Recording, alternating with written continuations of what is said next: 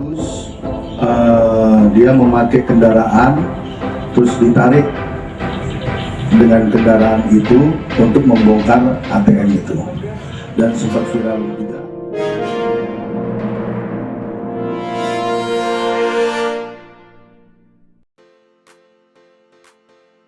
Kasus pencurian mesin ATM milik BRI Lubuk Linggau diungkap jajaran Polres Lubuk Linggau setelah pelakunya berhasil ditangkap. Pelaku ternyata merupakan oknum anggota Polres Empat Lawang, Bribtu MK 26 tahun. Pelaku ditangkap di kediamannya di Kabupaten Empat Lawang kurang dari 12 jam pasca kejadian, Minggu 14 Agustus 2022, sekitar pukul 16:30.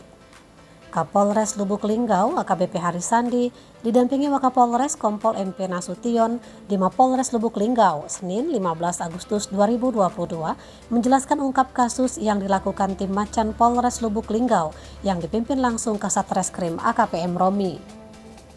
Menurut Harisandi, terungkapnya berawal dari olah TKP dan barang bukti yang diamankan berupa mobil Daihatsu TAF Highline BG1298AR dan tas ransel yang berisi kaos oblong Polri warna coklat. Diketahui identitas pemilik di Palembang, namun setelah dilakukan penyelidikan, mobil tersebut milik Randy warga Empat Lawang. Berbekal info itu, tim Macan langsung berangkat ke Polres Empat Lawang. Di sana, pemilik mobil mengaku bahwa mobil miliknya dipinjam oleh tersangka MK. Dari barang bukti dan keterangan saksi-saksi inilah tim Macan langsung melakukan penangkapan terhadap tersangka di kediamannya. Tersangka kemudian digelandang ke Mapolres Lubuk Linggau. Kepada polisi, tersangka mengaku menjalankan aksi bersama dua temannya yang masih buron. Tersangka sudah 2 kali melakukan percobaan pencurian mesin ATM. Kasus pertama ATM Bank Sumsel di Empat Lawang. Pada kasus pertama, dia mencoba menggunakan mesin las. Kasus kedua, mesin ATM BRI Lubuk Linggau. Namun yang kedua ini, tersangka bukan saja gagal membobol ATM BRI di depan Pengadilan Agama Lubuk Linggau, tetapi jejak yang ditinggalkannya membawa oknum polisi muda itu harus menjadi penghuni jeruji besi di Mapolres Lubuk Linggau.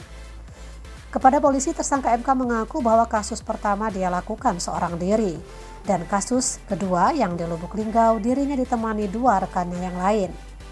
Menurut MK, setelah gagal menjalankan aksi kedua, mereka kabur menyelamatkan diri masing-masing dan belum ada kontak satu dengan lainnya.